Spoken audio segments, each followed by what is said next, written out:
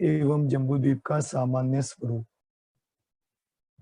कल तक हमने तीन लोक का सामान्य स्वरूप देखा। आज हमें चर्चा करनी है जम्बूद्वीप के सामान्य स्वरूप के बारे में। कल तक हमने देखा था इस मध्यलोक में असंख्यात द्वीप और समुद्र होते हैं और वे असंख्यात द्वीप और समुद्र एक दूसरे को घेरे हुए होते हैं। प्रथम द्वीप द्वीप होता है, द्वीप के बाद समुद्र है, समुद्र के बाद फिर द्वीप, फिर समुद्र, ऐसे असंख्यात द्वीप और समुद्र है। उसमें बीचों बीच सुदर्शन मेरु पर्वत है और सुदर्शन मेरु पर्वत के पास में सबसे प्रथम द्वीप है जम्बू द्वीप। सबसे अंतिम द्वीप है स्वयंभू रमण द्वीप और इस लोक का सबसे अंतिम समुद्र है स्वयंभू रमण समुद्र। इस प्रकार से इस मध्य लोक की सामान्य रूप से चर्चा हमने कल देखी थी। आज हमें उस सुदर्शन मेरु द्वीप पर्वत के बाजू में होने वाला सर्वप्रथम जो द्वीप है उस द्वीप के बारे में चर्चा करनी है। उस द्वीप की चर्चा करते हैं। देखिए, जो असंख्यात द्वीप और असंख्यात समुद्र है, उन असंख्यात द्वीप और समुद्र में सर्वप्रथम द्वीप है जम्बू द्वीप। सर्वप्रथम समुद्र है लवण समुद्र। ये पहला द्वीप जम्बू द्वीप, लवण समुद्र, धातकी खंड द्वीप, कालोदधी समुद्र और पुष्करवर द्वीप और अंतिम पुष्करवर समुद्र। ये द्वीप और समुद्रों का प्रमाण यदि हम देखना चाहें तो जितना प्रमाण का ये जम्बू द्वीप है उससे दुगना विस्तार वाला यह समुद्र होता है। जितना विस्तार इस समुद्र का है उससे दुगना विस्तार इस द्वीप का होता है। देखिए, सुबह मैंने जम्बू द्वीप व्हाट्सएप पे आप सबको तीसरे अध्याय के सूत्रों को फोटो करके भेजा था। इसमें से क्योंकि अभी यहाँ पर कुछ सूत्रों के आधार से भी हम चर्चा करने वाले हैं। सूत्र नंबर 7 लीजिए, तत्वार्थ सूत्र, अध्याय 3, सूत्र नंबर 7। जम्बू द्वीप लवणोदय शुभ नामानो द्वीप समुद्राः। जम्बू द्वीप, लवण समुद्र ऐसे शुभ नाम वाले हैं। इस मध्यलोक में असंख्यात द्वीप और समुद्र होते हैं। इसमें आगे का सूत्र देखिए, द्विर्द्विर्विष्कंभा पूर्व पूर्व परिक्षेपिनो वलयाकृतयः। द्विर्द्विर्विष्कंभा, द्विर्द्विर्विष्कंभ मतलब क्या? विष्कंभ मतलब क्षेत्रफल लो, क्षेत्रफल नहीं, प्रमाण लो। एक दिशा में होने वाले प्रमाण को विष्कंभ कहा। जैसे देखिए, ये जम्बू द्वीप है। इस जम्बू द्वीप का यहां से यहां तक जितना प्रमाण है उससे दुगना प्रमाण इस लवण समुद्र का यहां से यहां तक है। दिखाई दे रहा ना? जम्बू द्वीप का जो प्रमाण यहां से यहां तक है उससे दुगना प्रमाण लवण समुद्र का यहां से लेके यहां तक। इसको अपन शास्त्रीय भाषा में कहें तो एक तरफ जम्बू द्वीप को स्पर्श किया हुआ है और दूसरा धातकी खंड की पूर्व भाग को स्पर्श किया हुआ है। ये जो इस लवण समुद्र की चौड़ाई है, यह चौड़ाई इस जम्बू द्वीप की चौड़ाई से दुगनी होती है। अक्सर लोगों को इसमें जंबल होता है, इससे यह दुगना है मतलब वो समझते यहां से यहां तक दुगना। ऐसी बात नहीं। लवण समुद्र एक तरफ तो जम्बू द्वीप को स्पर्श करेगा और दूसरी तरफ तो घातकी खंड की पूर्व दिशा या पश्चिम दिशा, कोई भी दिशा स्पर्श करेगा। यह जो चौड़ाई है, यह चौड़ाई इस जम्बू द्वीप से दुगनी है। ऐसे ही जितनी चौड़ाई लवण समुद्र की है उससे दुगना विस्तार धातकी खंड द्वीप का है। धातकी खंड का जितना विस्तार है उससे दुगना विस्तार इस कालोदधी समुद्र का है। कालोदधी समुद्र का जितना विस्तार है उससे दुगना विस्तार इस पुष्करवर द्वीप का है।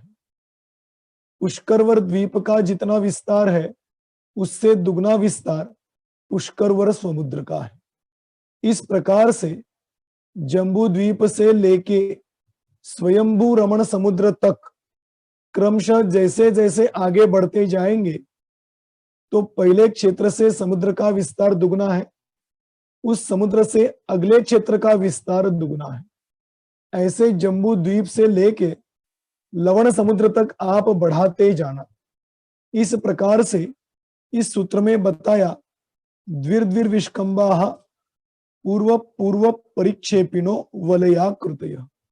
पूर्व पूर्व क्षेत्र और समुद्रों से अगले अगले क्षेत्र समुद्रों का विस्तार दुगना दुगना होता है।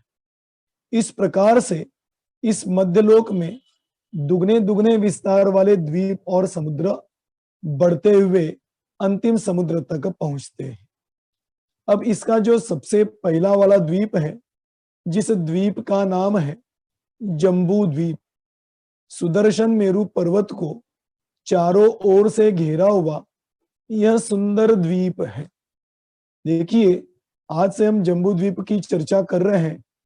बहुत ही सुंदर चर्चा है, बहुत ही विचारणीय, समझने लायक यह चर्चा है, क्योंकि कई प्रश्नों के जवाब हमको इस जम्बू द्वीप के स्वरूप में मिलने वाले हैं। क्योंकि अक्सर लोगों का यह सवाल होता है, हम कहाँ पे रहते हैं, हमारा क्षेत्र कहाँ है, कितना विस्तार वाला है, कैसे हैं, वहां से कितने दूर है। कई तो ये प्रश्न है, कई तो इस प्रकार के प्रश्न होते हैं, तीर्थंकर कहाँ कहाँ होते हैं। हम अक्सर पूजन में देखते हैं 20 तीर्थंकर विद्यमान होते हैं, वे कहाँ पर हैं, 24 तीर्थंकर कहाँ निर्माण होते हैं। इस प्रकार से कई सवालों के जवाब हमें आज से चलने वाले आगे की कक्षाओं में मिलने वाले। इसलिए आज से बहुत सुंदर चर्चा आगे चलेगी। इसमें सर्वप्रथम चर्चा की शुरुआत होगी जम्बू द्वीप से। जम्बू द्वीप जो इस सुदर्शन मेरु पर्वत को चारों ओर से घेरा हुआ है, इस जम्बू द्वीप का विस्तार है 1,00,000 योजन। जम्बू द्वीप इस क्षेत्र, इस कोने से लेके इस कोने तक 1,00,000 योजन विस्तार वाला यह जम्बू द्वीप होता है। अब इसको कहीं से कहीं पर भी लो, क्योंकि यह गोल है, वलयाकृत का ना, वलय मतलब गोल, तो गोल है, तो कहीं से कहीं किसी भी क्षेत्र का नाप लोगे तो 1,00,000 योजन विस्तार वाला यह जम्बू द्वीप है। दूसरा, यह जम्बू द्वीप थाली के समान होता है। थाली मतलब क्या, देखिए,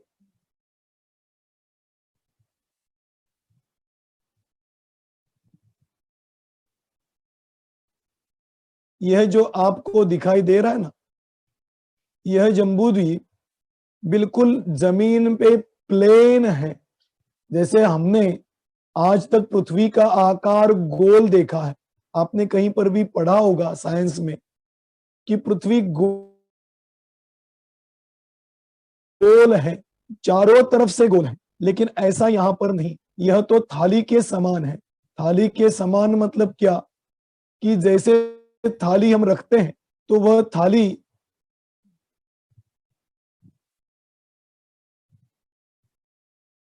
इस प्रकार से, यह जो थाली है यह नीचे से तो प्लेन होती है, ऐसे ही यह हमारा जम्बू द्वीप भी नीचे से बिल्कुल प्लेन है। इसके नीचे क्या है, इसके नीचे इन क्षेत्रों के, नदियों के, तालाब की नींव होती है और वहीं से नरक की शुरुआत होती है। इसीलिए यह जम्बू द्वीप गोल वलयाकृत तो है, लेकिन ऐसा गोल है जैसे बॉल होता है ना, बॉल, क्रिकेट का बॉल हो, फुटबॉल का बॉल हो, ऐसा जम्बू द्वीप नहीं। जम्बूद्वीप ऐसा प्लेन है और उस प्लेन जगह पर गोल है। इस प्रकार से थाली के समान यह जम्बूद्वीप की रचना 1,00,000 योजन विस्तार वाला है। इसलिए यहां पर देखो, तत्वार्थ सूत्र 8वां सूत्र तो हमने देखा, द्विर्द्विर्विष्कंभा पूर्व पूर्व परिक्षेपिनो वलयाकृत तन्मध्ये मेरु नाभिर्वृत्तो योजन शत सहस्त्र विष्कंभो हो जम्बूद्वीप। उसके बीच में मेरु नाभि, नाभि मतलब बिल्कुल सेंटर, तो इस क्षेत्रों का बिल्कुल सेंटर नापना हो तो यह सुदर्शन मेरु पर्वत है।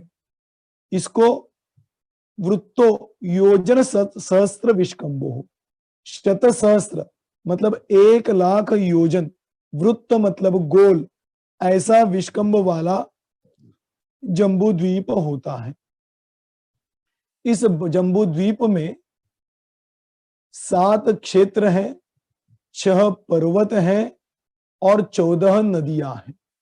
ध्यान दीजिए, अब आज तो हमें इनके बारे में चर्चा करनी है। क्या कहा?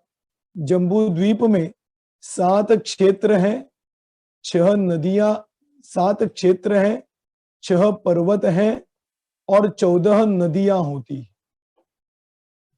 देखिए, अभी आपके सामने यह आपको दिखाई दे रहा है, यह जम्बूद्वीप है। इस जम्बूद्वीप 1,00,000 योजन विस्तार वाला यह जो जम्बूद्वीप है, इस जम्बूद्वीप में 6 पर्वत होते हैं। यह 6 पर्वत कहाँ हैं और उनका क्या नाम है, उसकी चर्चा अभी यहाँ पे है। देखिए, तत्वार्थ सूत्र का सूत्र भी देखते हैं और आगे इसकी चर्चा करेंगे। सूत्र नंबर 11 नंबर, तद विभाजिनः पूर्वाः पूर्वापरायता हिमवन महाहिमवन निषद नील रुक्मी शिखरिणो परवर्षधर पर्वताः। देखिए, तत्वार्थ सूत्र में एक शब्द आता है वर्षधर, और त्रिलोक सारादि ग्रंथ में पढ़ोगे तो उसमें और एक शब्द सुनने के लिए मिलेगा, कुलाचल। समझ में आया? एक तत्वार्थ सूत्र में बताया वर्षधर और त्रिलोकसार आदि ग्रंथों में बताया कुलाचल। कुलाचल क्यों कहते हैं और वर्षधर क्यों कहते हैं, उसकी चर्चा अभी यहां पर करेंगे।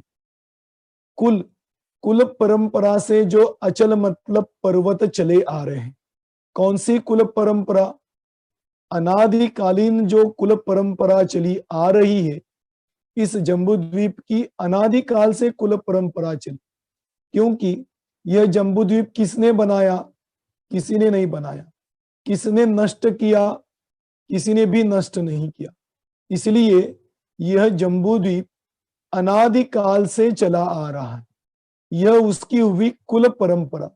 हम देखते हैं ना, हमारे पिताजी है, पिताजी के पिताजी थे, पिताजी के पिताजी थे, और हम किसी को कहते हैं तो यह कहते हैं हमारी कुल परंपरा से यह पद्धति चली आ रही। यह पद्धति हमारे घर में कुल परंपरा से है, मतलब जब से हम हमारा कुल समझते हैं तब से यह चली आ रही। इसी प्रकार से यह जम्बूद्वीप भी अनादिकाल से है और अनादिकाल से यह कुल परंपरा से चले आए हुए अचल मतलब पर्वत है, इसलिए इसको कहते हैं कुलाचल। ठीक। और दूसरा शब्द है वर्षधर। वर्षधर मतलब क्या? वर्ष मतलब होता है क्षेत्र, धर मतलब होता है धारण करने वाले। तो जो क्षेत्रों को धारण करते हैं उसको कहते हैं वर्षधर। क्षेत्र कौन से हैं उसकी चर्चा अभी करेंगे। तो उन क्षेत्रों को धारण करने वाले जो पर्वत हैं, उन पर्वतों के बारे में अभी यहां पर अपन चर्चा करें। इसका सूत्र अभी हमने देखा था, हेमार्जुन तपनी हिमवन महाहिमवन निषद नील रुक्मी शिखरिणो वर्षधर पर्वता। पहला पर्वत है हिमवन। यह इस जम्बूद्वीप के दक्षिण भाग से इसकी रचना शुरू होती है। यह उत्तर भाग हुआ, यह दक्षिण भाग हुआ। इस दक्षिण भाग से इस रचना को देखते जाते हैं तो सबसे पहला पर्वत आता है, वह पर्वत है हिमवंत। दूसरा पर्वत है महाहिमवंत, तीसरा निषद, चौथा नील, पांचवा रुक्मी और छठा शिखरिणी। ऐसे हिमवंत, महाहिमवंत, निषद, नील, रुक्मी और शिखरिणी, इन 6 पर्वतों की व्यवस्था इस जम्बूद्वीप में है। यह पर्वत इस क्षेत्र में पूर्व से पश्चिम तक फैले हुए हैं। ये पूर्व हुआ और ये पश्चिम हुआ। ऐसे पूर्व से लेकर पश्चिम दिशा तक यह पर्वत फैले हुए हैं और इन पर्वतों का पार्श्व भाग त्रिलोक सार में आप पढ़ेंगे तो वहां पढ़ने के लिए मिलेगा कि इन पर्वतों का पार्श्व भाग लवण समुद्र को स्पर्शित करता। पार्श्व मतलब इस तरफ का भाग और इस तरफ का भाग, तो यह दोनों भाग लवण समुद्र को स्पर्शित करते हैं। ऐसे पूर्व पश्चिम दिशा में फैले हुए यह वर्षधर 6 पर्वत होते हैं। इन पर्वतों के रंगों के बारे में भी इस तत्वार्थ सूत्र में सूत्र आया है। देखिए आगे का सूत्र, हेमार्जुन तपनीय वैडूर्य रजत हेममया। हेम, अर्जुन, तपनीय, वैडूर्य, रजत और हेम, ऐसे इन कुलाचल पर्वतों के 6 रंग बताए गए। पहला पर्वत है हेम। हेम मतलब सोने जैसा रंग इस पर्वत का होता है। दूसरा अर्जुन, अर्जुन मतलब चांदी जैसा, तो दूसरा पर्वत जो है वह चांदी के जैसा रंग वाला पर्वत है। तीसरा पर्वत तपनीय। तपनीय मतलब तपाया हुआ सोना। सोना तो है, गोल्ड तो है, लेकिन उस सोने को तपाने के बाद उसमें पीलापन निखरता है, जिसको अपन इंग्लिश में कहते हैं ना ब्राइट, तो वह पीलापन ब्राइट दिखाई देता है। ऐसे तपनीय मतलब तपाए हुए सोने की तरह। चौथा पर्वत है वैडूर्य। इसके लिए त्रिलोक सार में उदाहरण दिया, जैसे मोर के गले का रंग होता है वैसे ही इस वैडूर्य नाम के रंग का मतलब उस वैडूर्य रंग वाला पर्वत का रंग होता है। तो ये चौथे नंबर का जो पर्वत है वो वैडूर्य मतलब नीले कलर का होता है। और फिर पांचवा पर्वत अर्जुन मतलब फिर चांदी के जैसा होता है। और छठा पर्वत हेम मतलब सोने जैसा होता है। इस प्रकार से हेमार्जुन तपनीय वैडूर्य रजत हेममया, यह 6 प्रकार के रंग इन कुलाचलों के बताए। कुलाचलों के नाम फिर एक बार बताता हूं, ध्यान दीजिए। हिमवंत, महाहिमवंत, निषद, नील, रुक्मी और शिखरिणी। इन 6 प्रकार के पर्वतों के कारण जम्बूद्वीप 7 क्षेत्रों में बंटता है। आया समझ में? 6 कुलाचल पर्वतों के कारण यह जम्बूद्वीप 7 क्षेत्रों में बंटता है। कैसे 7 क्षेत्र हैं? देखिए यहां पर आपको दिखाई दे रहे हैं, ये जम्बूद्वीप है। अभी हमने कुलाचल देखे थे, अभी इस जम्बूद्वीप में हम इन 7 क्षेत्रों को देखेंगे, जो कि ऊपर यहाँ पे सूत्र बताया था ना, 9 नंबर का सूत्र भरत, 10वें नंबर का सूत्र भरत, हैमवत, हरि, विदेह, रम्यक, हैरण्यवत, ऐरावत, वर्षा। आया ना वर्षा शब्द? वर्ष मतलब क्षेत्र, वर्षा क्षेत्राणि। इस प्रकार से ये 7 क्षेत्र होते हैं। कैसे 7 क्षेत्र? देखिए ये जो अभी आपको इसमें सफेद सफेद दिखाई दे रहे हैं ना, ये पर्वत है। जैसे ये पहला पर्वत है, ये दूसरा है, ये तीसरा, ये चौथा, ये पांचवा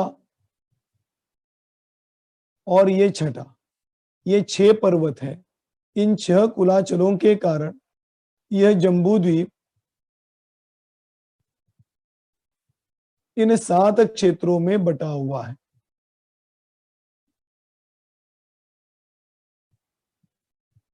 सात क्षेत्र अभी आपने देखे।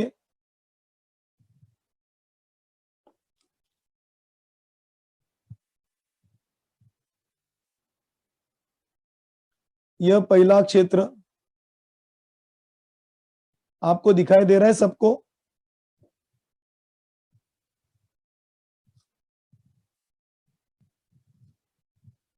आवाज आ रही मेरी?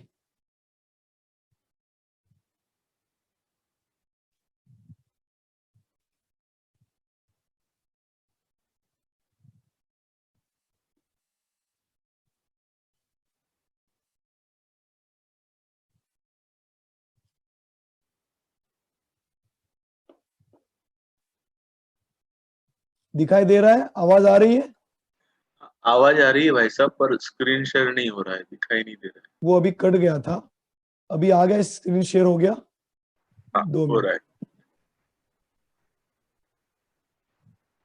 हाँ अब ठीक है। ठीक है, सबको दिखाई दे रहा है ना? जी भाई साहब। हाँ देखिए, अभी ये आपको आपके सामने यह जम्बू द्वीप है।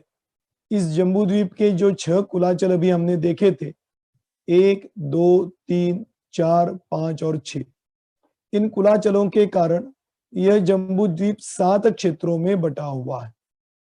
7 क्षेत्रों में कैसे बटा हुआ है? देखिए, यह पहला क्षेत्र जो ग्रीन दिखाई दे रहा है ना आपको, यह पहला क्षेत्र है भरत।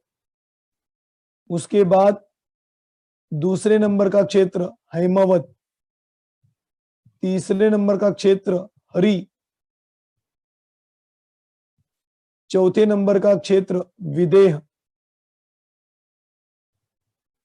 पांचवें नंबर का क्षेत्र रम्यक, छठे नंबर का क्षेत्र हिरण्यवत और 7वें नंबर का क्षेत्र ऐरावत। भरत, हैमवत, हरि, विदेह, रम्यक, हिरण्यवत और ऐरावत। इस प्रकार से इस जम्बू द्वीप में 7 क्षेत्र हैं। इन 7 क्षेत्रों के नाम और उनके स्थानों के बारे में अभी हम यहाँ चर्चा कर रहे हैं। नीचे से ऊपर, मतलब यहां तो उत्तर हो गई, यह दक्षिण हुई। दक्षिण से लेके उत्तर तक जैसे जैसे हम बढ़ते हैं, तो दक्षिण में सबसे पहला क्षेत्र, उसके बाद दूसरा क्षेत्र, तीसरा क्षेत्र, चौथा क्षेत्र,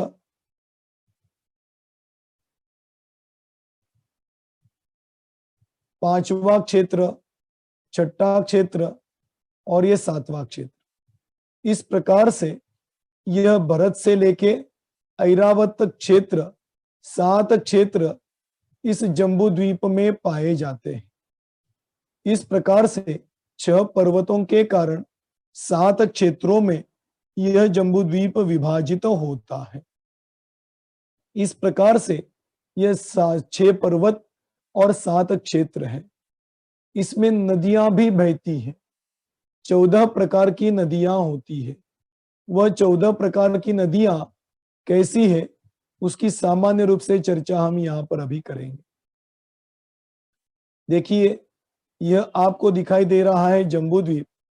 इसमें क्षेत्र भी है, पर्वत भी है, लेकिन अभी हम चर्चा कर रहे हैं उन नदियों की।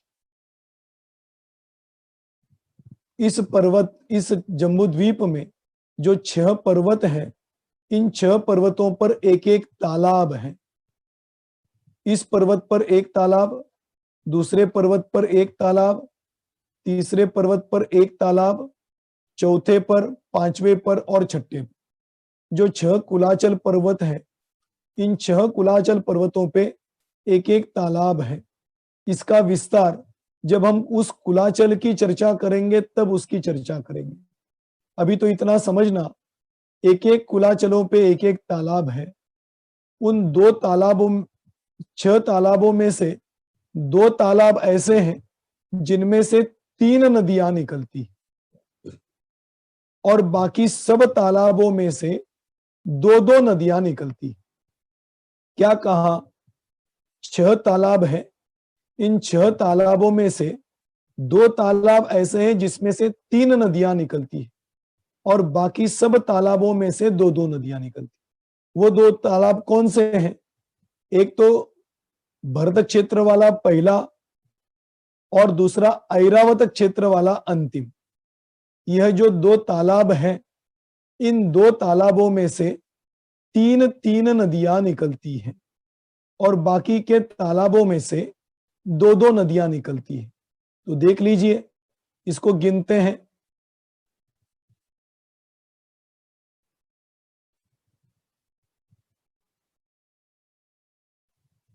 पहला तालाब, इसमें से ये पहली नदी निकली, ये दूसरी नदी निकली, और ये तीसरी नदी निकली। दूसरा तालाब, इसमें से एक इस तरफ गई नदी, एक इस तरफ, 2 नदियां निकली।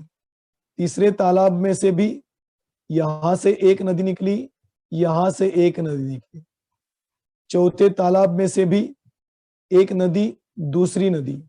पांचवें तालाब में भी एक नदी, दूसरी नदी। और छठे तालाब में एक नदी इस तरफ गई, एक नदी इस तरफ गई, और एक नदी इस तरफ बहती। इस प्रकार से 6 प्रकार के तालाबों में से 2 तालाबों में से 3 नदियां निकली, और 4 तालाबों में से नदियां निकली। अब इन तालाबों में से निकलने वाली नदियों की गिनती करें तो देखिए, 4 तालाबों में से 2-2 नदियां, तो ये हो गई 4 दूनी 8 नदियां। अब बची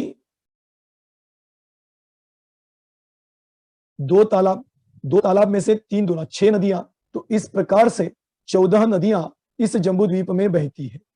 इस प्रकार से जम्बू द्वीप में 6 कुलाचल हैं, 7 क्षेत्र होते हैं, और 14 नदियां होती। इन सब कुलाचलों से, क्षेत्रों से और नदियों से भरा हुआ यह जम्बू द्वीप होता है। अब इसमें से यह कुलाचल किस प्रकार से हैं, और कुलाचलों पर होने वाले तालाबों के क्या प्रमाण हैं, नदियों के क्या प्रमाण हैं, इनकी चर्चा अभी हम कल करेंगे। आज तो मैंने इतना विस्तार बताया कि एक जम्बू द्वीप 1 लाख योजन विस्तार वाला है। उसमें 6 कुलाचल पर्वत, 7 क्षेत्र, और 6 तालाब, और 14 नदियां। इस प्रकार से यह सब इन जम्बू द्वीप में बहने वाली नदियों का प्रमाण बताया गया है। इसमें एक बात बताना चाहूंगा कि यह जो भरत क्षेत्र है, यह भरत क्षेत्र इस जम्बू द्वीप का 190वां भाग है। अब 190वां भाग कैसे, इसकी चर्चा अभी अपन कल करने वाले। इस प्रकार से आज हमने इस जम्बू द्वीप के बारे में सामान्य जानकारी यहां तक ली। अब तत्वार्थ सूत्र का आज हमने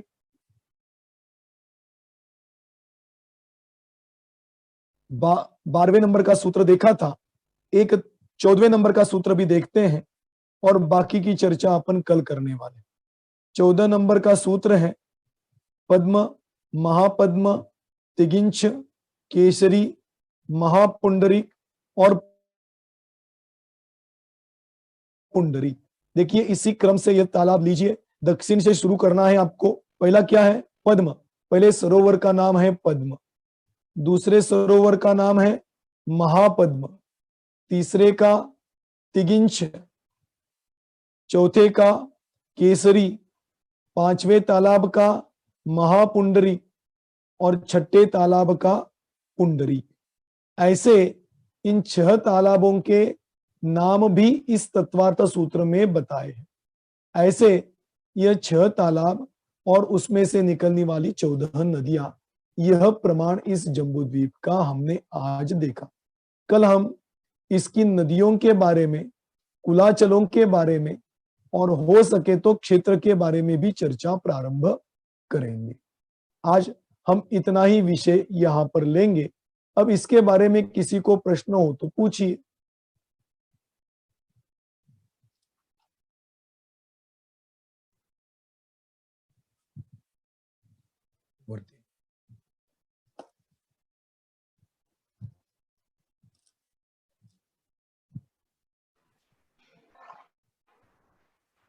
हाँ, रीना शाह मलाड, रीना शाह जी मलाड, आपको अनम्यूट कर रहा हूँ। हाँ, पूछिए।